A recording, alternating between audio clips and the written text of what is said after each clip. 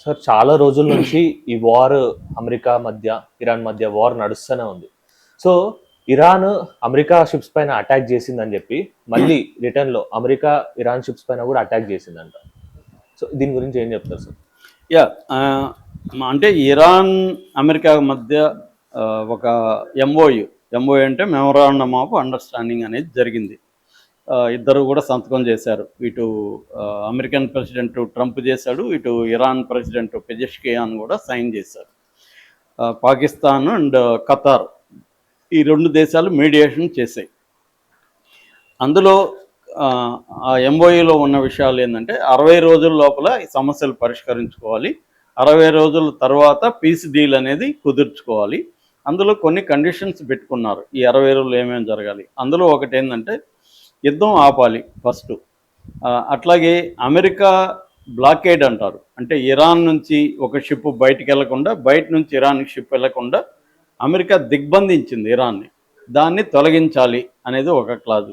అలాగే హార్ముజ్ జలసంధి రోజు దాని గుండా 100కు పైన షిప్పులు వెళ్తుంటాయి. అంటే 20% టోటల్ ఆయిల్లో ఈ హార్ముజ్ జలసంధి గుండానే ఆయిల్ వెళ్తుంది. అలాగే ఇంకొక 20-25% గ్యాస్ కూడా దీని మీదే వెళ్తుంది ప్రపంచవ్యాప్తంగా. మూడు నెలలుగా ఇది ఆగిపోయింది. జలుబు తలనొప్పి ఒళ్ళు నొప్పుల నుంచి ఉపశమనం శాస్త్రీ బామ్. జలుబు తలనొప్పి ఒళ్ళు నొప్పుల నుండి ఉపశమనం శాస్త్రీ బామ్ ఇప్పుడు ₹5 ప్యాక్ లో కూడా.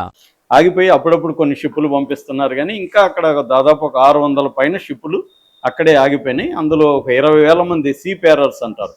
అంటే సముద్రంలో ఈ షిప్పుల్లో పనిచేసే వాళ్ళని మెరైన్స్ అని కూడా అంటారు. వాళ్ళు దాదాపు 20,000 మంది అక్కడ స్టక్ అయిపోయారు.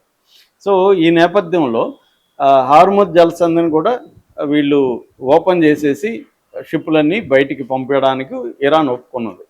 మరో కండిషన్ ఏంటంటే లెబనాన్లో ఇజ్రాయెల్ దాడులు చేస్తుంది, దాన్ని ఆపాలనేది కూడా ఇరాన్ కండిషన్ పెట్టింది. అమెరికా ఒప్పుకుంది, కానీ ఇజ్రాయెల్ ఒప్పుకోలేదు. ఇజ్రాయెల్ లెబనాన్ మీద దాడులు చేస్తూనే ఉంది.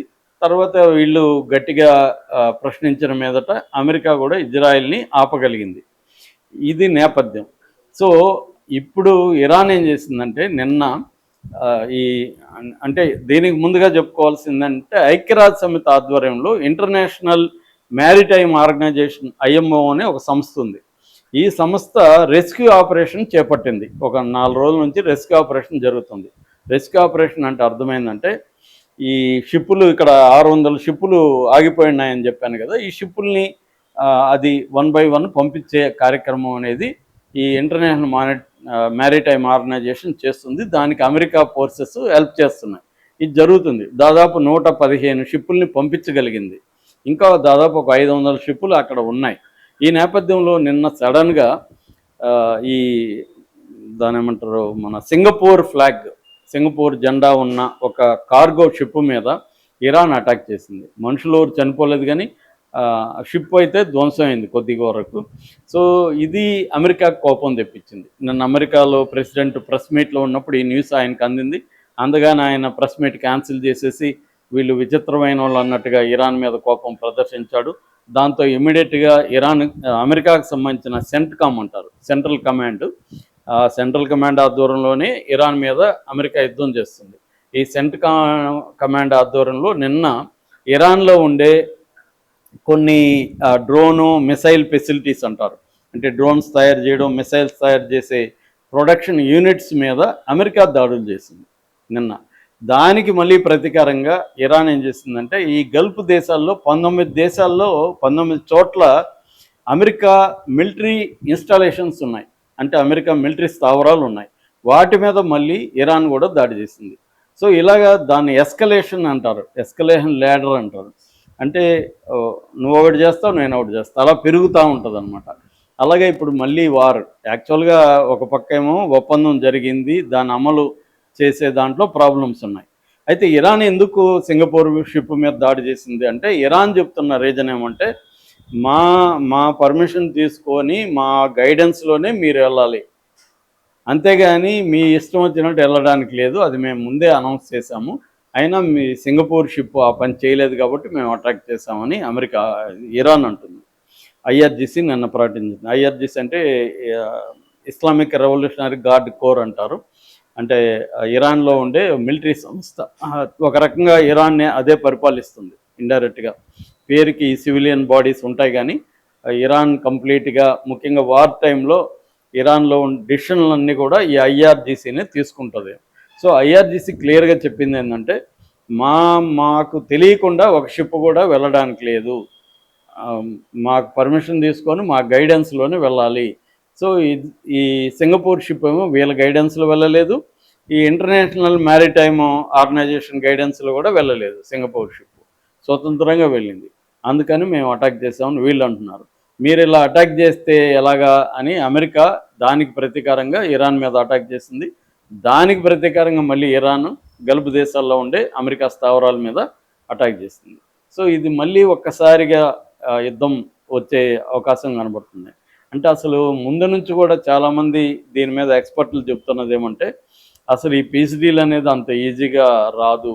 ఎందుకంటే ఇది ఎప్పుడో 40 ఏళ్ళ నుంచి ఇరాన్కి అమెరికాకి మధ్య వార్ జరుగుతుంది. 1953లో అక్కడ ఇరాన్లో ఒక డెమోక్రాటిక్గా ఎలక్ట్ అయిన గవర్నమెంట్ ఉంటే అమెరికా వెళ్ళి దాని మీద దాడి చేసింది. ఎందుకు దాడి చేసిందంటే, అక్కడ ఉన్న వనరులన్నీ జాతీయం చేశారు ఆ గవర్నమెంట్ 53లో. అంటే అమెరికా కంపెనీలని బ్యాన్ చేశారు. కాబట్టి వాళ్ళు పోయి దాడి చేసి అతన్ని దించేసి వీళ్ళకి అనుకూలమైన ఒక పప్పెట్టి గవర్నమెంట్ని ఏర్పరిచారు. దానికి ఇరాన్ ప్రజల్లో తిరుగుబాటు వచ్చింది. 1979లో ఈ అలీ ఖమేని గురువు ఉన్నాడు, ఆ ఖమేని ఆధ్వర్యంలో విప్లవం వచ్చి ఇస్లామిక్ రెవల్యూషన్ వచ్చి 79లో ఆ గవర్నమెంట్ కూల్చేసి ఈ ఇస్లామిక్ ప్రభుత్వం ఏర్పడింది. ఆ తర్వాత ఈ ఖమేని, అలీ ఖమేని, మొన్న చనిపోయిన అలీ ఖమేని 89లో ప్రెసిడెంట్ అయ్యాడు. సో 79 నుంచి ఇరాన్కి అమెరికాకి మధ్య గొడవలు జరుగుతున్నాయి. అందుకే అమెరికా 80లో సద్దాం హుస్సేన్ని రెచ్చగొట్టి ఇరాన్ మీద దాడులు చేయించింది. 8 ఏళ్ల పాటు యుద్ధం జరిగింది. ఆ యుద్ధంలో ఇరాన్లో 10 లక్షల మంది చనిపోయారు. సో అందువల్ల అమెరికాకి ఇరాన్కి మధ్య యుద్ధం అనేది 40 ఏళ్ళుగా ప్రత్యక్షంగా పరోక్షంగా జరుగుతూ ఉంది. ఆంక్షలు కూడా 79 నుంచి అమెరికా ఇరాన్ మీద ఆంక్షలు విధించింది. ఆ దేశం పక్క ఏ దేశాలతో కూడా ఎటువంటి వాణిజ్య వ్యవహారాలు చేయకూడదు, ఎటువంటి డిప్లొమాటిక్ రిలేషన్స్ ఉండకూడదు, ఇవన్నీ చేసిందనమాట. అందువల్ల ఇది అంత ఈజీగా సాల్వ్ అయ్యే సమస్య కాదు. మరోవైపు ఈ ఒప్పందమే నచ్చని దేశం ఇజ్రాయెల్. అసలు యుద్ధమే స్టార్ట్ అయింది ఇజ్రాయెల్ కోసం. అమెరికా యుద్ధంలోకి ఎందుకు వచ్చింది? అమెరికా కోసం కాదు, ఇజ్రాయెల్ కోసమే ట్రంప్ దిగాడు. సో ఇప్పుడు ఇజ్రాయెల్కి ఈ ఒప్పందం అనేది ఇష్టం లేదు, కానీ ట్రంప్కి ఈ ఒప్పందం అవసరం ఉంది. ఎందుకు అవసరం? నవంబర్లో అమెరికాలో Congress, senate, house of representatives 2 bodies ఉంటాయి. రాజ్యసభ, లోక్సభ లాగా అక్కడ కూడా సెనేట్, హౌస్ ఆఫ్ రిప్రజెంటేటివ్, ఈ 2 బాడీలకి అక్కడ ఎలక్షన్లు ఉన్నాయి. ఈ 2 బాడీలకి ఎలక్షన్లలో ట్రంప్కి పార్టీ, రిపబ్లికన్ పార్టీకి కానీ సీట్లు తక్కువ వచ్చాయనుకో, తర్వాత ట్రంప్ ఏ నిర్ణయం తీసుకున్నా అక్కడ కాంగ్రెస్ అడ్డుకుంటుంది. అందుకని ట్రంప్కి ప్రజలంతా, ఇప్పుడు అమెరికా ప్రజలు 70-80% ప్రజలు వారికి వ్యతిరేకంగా ఉన్నారు. సో అందుకని ట్రంప్కి అర్జెంటుగా ఒక శాంతి ఒప్పందం ఇరాన్తో చేసుకోవాల్సిన అవసరం ఉంది. ఇరాన్కి తెలుసు. ఇరాన్ కూడా ఏం చేస్తుంది, ఈ వీక్ పాయింట్ ట్రంప్ దగ్గర ఉన్న ఈ బలహీనతని ఆసరా చేసుకొని ఇరాన్ ఏం చేస్తుందంటే గట్టిగా నొక్కుతుంది అమెరికాని తమ డిమాండ్స్ నెరవేర్చుకోవడం కోసం. అందులో ప్రధానమైన డిమాండ్స్ 2. ఒకటేమో ఇరాన్ ఆస్తులు ఫ్రీజ్ చేస్తున్నారు. దాదాపు 120 బిలియన్ల ఆస్తులు చాలా చోట్ల ఫ్రీజ్ అయిపోయింది. ఆ ఆస్తుల్ని విడిపించుకోవడం ఒకటి. రెండవది, ఇరాన్కి దాదాపు ఇరాన్ మీద పెట్టిన ఆంక్షలు ఉన్నాయి కదా 79 నుంచి, ఆ ఆంక్షలంతా కూడా తొలగించుకోవడం రెండవది. మూడవది, ఇరాన్ దేశంలో ఒక $300 బిలియన్ ఇన్వెస్ట్మెంట్ పెట్టాలి. ఈ 3 డిమాండ్లని ఇరాన్ నెరవేర్చుకోవాలి. తర్వాత న్యూక్లియర్ వెపన్ తయారీకి ఇరాన్, నేను న్యూక్లియర్ వెపన్ తయారు చేయను, కానీ సివిలియన్ పర్పస్కి న్యూక్లియర్ ఎనర్జీని వాడతాను అని ఇరాన్ చెప్తుంది. అమెరికా దానికి ఒప్పుకోవట్లేదు. అమెరికాని ఇప్పుడు ఒప్పించడం కూడా ఇరాన్ ప్లాన్ అనమాట. ఇవన్నీ తన కంట్రోల్లో పెట్టుకోవడానికి ఇరాను అమెరికాని ఒక రకంగా బ్లాక్మెయిల్ చేస్తుంది. సో అందువల్ల ఇది పడిలేస్తూ ముందుకెళ్తుంది తప్ప సాఫీగా శాంతి ఒప్పందం అనేది ముందుకెళ్ళదు. కాకపోతే ట్రంప్ ఆల్ అవుట్ వార్ అంటారు. అంటే ఫస్ట్లో మనకి ఎట్లాగైతే ఇరాన్ మీద కొన్ని వేల బాంబులు వేశారో అలాంటిది అయితే ఇప్పుడు జరగకపోవచ్చు. కానీ ఇలాంటి గొడవలు అయితే దీన్ని లో ఇంటెన్సిటీ వార్ అంటారు. ఈ లో ఇంటెన్సిటీ వార్ అయితే జరుగుతూనే ఉంటుంది. ఒప్పందం జరిగే వరకు కూడా ఇలాగే పడుతూ లేస్తూనే ముందుకెళ్తుంది అనేది మనం అర్థం చేసుకోవాలి. సో ఈ వార్లో ఇండియా న్యూట్రల్గా ఉందంటారా సార్? అంటే ఎవరికి సపోర్ట్గా ఉందా? ఇండియా ముందు నుంచి కూడా ఇండియా పాలసీ ఏంటంటే అంతకుముందు నెహ్రూ పీరియడ్లో కూడా అలీన విధానం అనేవాళ్ళు, నాన్ అలైన్మెంట్ అంటారు దాన్ని. అంటే ఏ దేశంతో కూడా అలైన్ కాకుండా. తర్వాత ఇప్పుడు మోడీ ప్రభుత్వం వచ్చినాక ఏంటంటే ఇంట్రెస్ట్ బేస్డ్ రిలేషన్షిప్ అంటారు. అంటే నీ అవసరాలకు అనుగుణంగానే ఎవరితోనైనా సంబంధాలు పెట్టుకుంటారు తప్ప వాల్యూ బేస్డ్ కాదు. మనకి ఇంతకుముందు వాల్యూ బేస్డ్ ఉండేవి. అంటే మనకు కొన్ని విలువలు ఉండేవి. రష్యాతో మనం ఎక్కువ కాలం ఉండేవాళ్ళం. ఆ తర్వాత విలువలు పోయి ప్రయోజనాలు విలువల స్థానంలో వచ్చాయి. అంటే నాకు ఈ ప్రయోజనం ఉంటే ఈ దేశంతో నేను మంచిగా ఉంటా, నాకు ఈ ప్రయోజనం లేకపోతే ఈ దేశానికి దూరంగా ఉంటా. వాళ్ళు కొట్టుకొని సచ్చినా నాకు సంబంధం లేదు. అది ఇండియా పాలసీ. అదే పాలసీలోనే కంటిన్యూ అవుతుంది.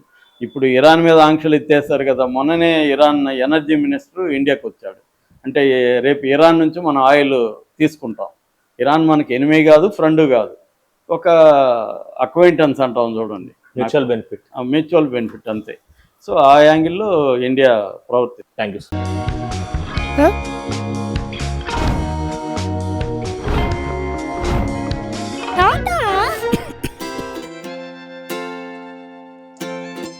జలుబు, తలనొప్పి, నడుము నొప్పి, మోకాళ్ల నొప్పులు లాంటి లక్షణాల నుండి ఉపశమనానికి Shastri balm, trusted by millions since 1992.